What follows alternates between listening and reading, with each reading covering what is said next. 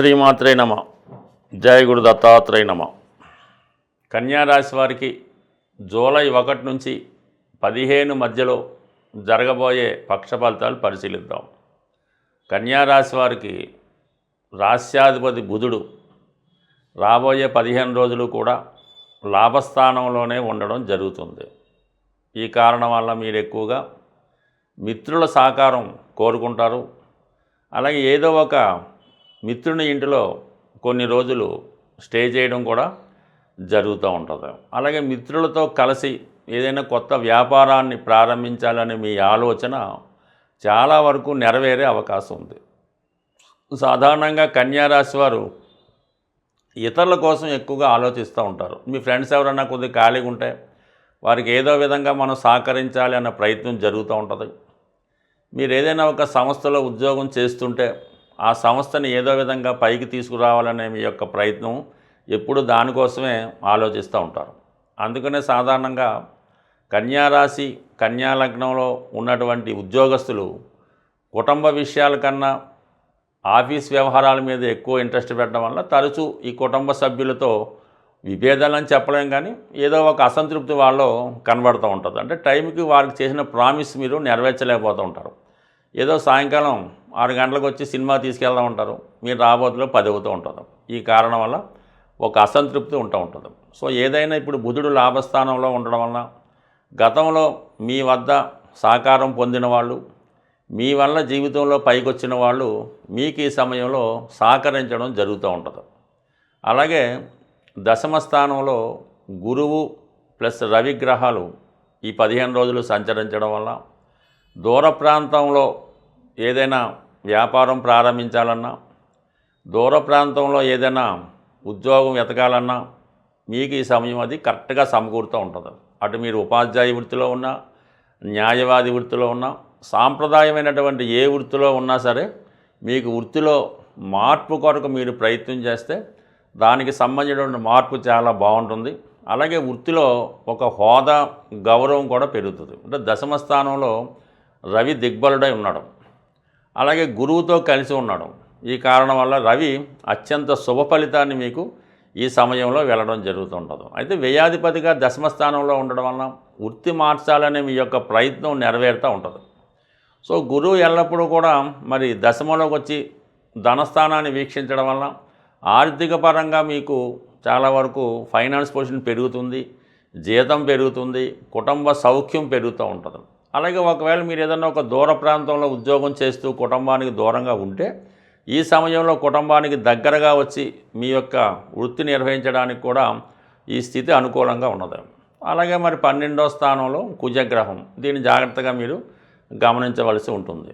తృతీయాధిపతి వ్యయస్థానంలో ఉండడం వల్ల ఏదైనా సెల్ఫ్ మిస్టేక్స్ వల్ల, లేదంటే అన్నదమ్ములకు సహకారం చేయడం వల్ల ఏదైనా కొంతవరకు మీ మిత్రులకు కానీ బంధువులకు కానీ ఏదో విధంగా సహకారం చేయవలసి ఉంటుంది.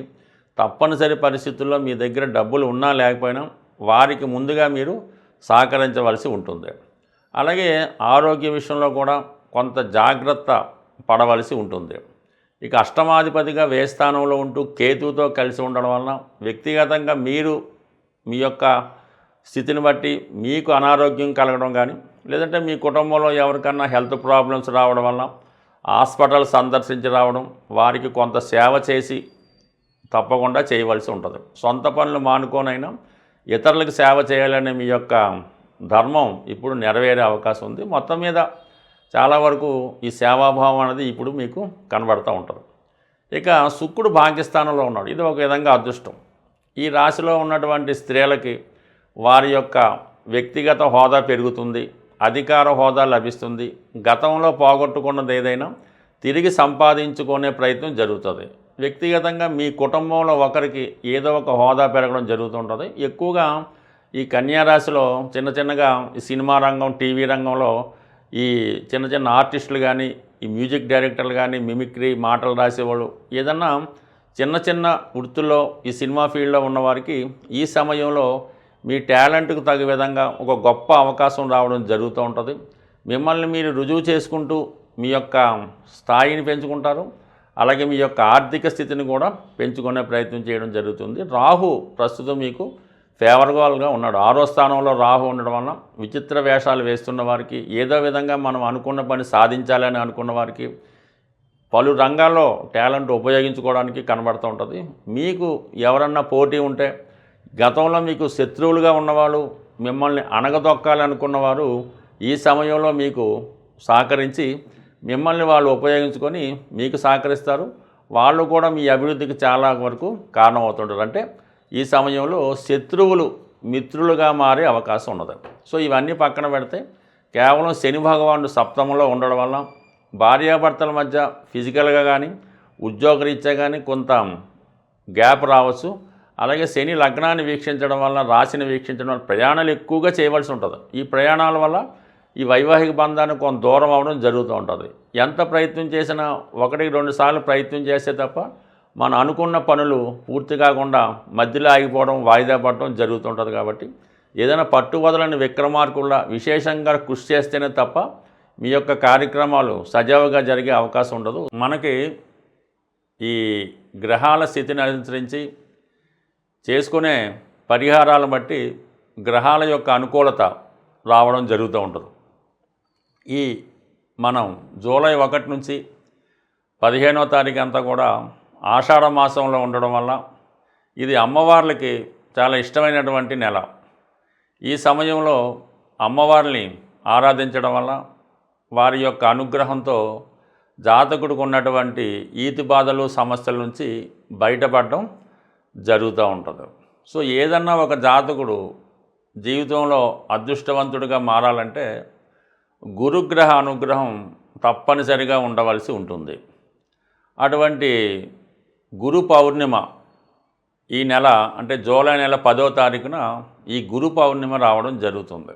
అందువలన ఆ రోజు మీకు ఇష్టమైనటువంటి గురువుని, అంటే ఎవరైతే మీకు విద్య నేర్పారో, ఎవరైతే మీ జీవిత అభివృద్ధికి తోడ్పడ్డారో వారిని కంపల్సరీగా సత్కరించవలసి ఉంటుంది. అంటే వాళ్ళకి ఏదైతే ఇష్టమో అవి ఇవ్వటం, వీలైతే వాళ్ళకి బట్టలు లాంటివి సమకూర్చి వారి యొక్క పాదాలకు నమస్కరించి వారి యొక్క ఆశీస్సులు తీసుకోవడం వల్ల గురుగ్రహ అనుగ్రహం సంపూర్ణంగా మీకు లభించడం వల్ల ఎటువంటి సమస్య అయినా మీకు సాల్వ్ అవ్వడం జరుగుతూ ఉంటుంది. అలాంటి అవకాశం లేని వాళ్ళు మనకి ప్రత్యక్షంగా ఉన్నటువంటి ఇప్పుడున్నటువంటి దత్తాత్రేయుడు, సాయిబాబా వారు, రాఘవేంద్ర స్వామి, ఏ గురువైనా అనవసరం. అటువంటి గురువుని మీరు ఈ నెలలో ఎస్పెషల్లీ గురు పౌర్ణిమ నాడు సేవించడం వలన మీకు గురుగ్రహ అనుగ్రహంతో జాతకంలో ఉన్నటువంటి సమస్యలు తొలగి చాలా సక్సెస్ఫుల్గా ముందుకెళ్ళే అవకాశం ఉన్నది. అలాగే ధనం సంపాదించడానికి, మీ యొక్క అన్ని సమస్యలు తీరడానికి ఒక చక్కని పరిహారం చెప్పడం జరుగుతూ ఉంటుంది. ఈ ఆషాఢ మాసంలో ఏదైనా ఒక గురువారం కానీ లేదా శుక్రవారం కానీ, మరి ఏ రోజైతే మీకు అనుకూలంగా ఉంటుందో ఆ రోజు మీ యొక్క గ్రామ దేవత, మీరు ఏ ఊరిలో ఉన్నారో ఆ ఊరికి సంబంధించినటువంటి గ్రామ దేవత ఆలయంలో విధి విధానంగా అమ్మవారికి పూజించి చలిమిడి నైవేద్యంగా సమర్పించవలసి ఉంటుంది. అంటే చలిమిడి అంటే చాలా ప్రాంతాల వారికి తెలిసి ఉంటుంది, కొన్ని ప్రాంతాలకు తెలియపోయినా అది ఏ విధంగా తయారు చేసుకోవాలన్నది ఆటోమేటిక్గా మీకు తెలిస్తే వస్తుంది. చలిమిడి నైవేద్యంగా పెట్టడం వల్ల, అలాగే ఇది వీలు కాని పక్షంలో కనీసం ఈ గోధుమ పిండి, ఈ కొబ్బరి కలిపి అప్పాలను తయారు చేస్తుంటారు. ఇవి ఎక్కువగా పూరి జగన్నాథ స్వామి ఆలయంలో అక్కడ సాంప్రదాయంగా ఈ వంటకం తయారవడం జరుగుతూ ఉంటుంది. అందువల్ల అప్పాలు కానీ, అరిసెలు కానీ, జిలేబీ కానీ మీ గ్రామదేవత ఆలయంలో ఈ గురువారం కానీ శుక్రవారం కానీ అమ్మవారికి బోనంగా అంటారు కొన్ని ప్రాంతాల్లో, నైవేద్యంగా సమర్పించి కంప్లీట్గా ఆ ప్రసాదాన్ని భక్తులకి పంచిపెట్టడం వల్ల ఎటువంటి సమస్య అయినా, ఎటువంటి ఆర్థిక సమస్య అయినా 100% నెరవేరుతుంది. వీలైతే ఆషాఢం 4 గురువారాలు చేసి చూడండి. కొన్ని ప్రాంతాల్లో ఆదివారం అయినా ఇబ్బంది లేదు.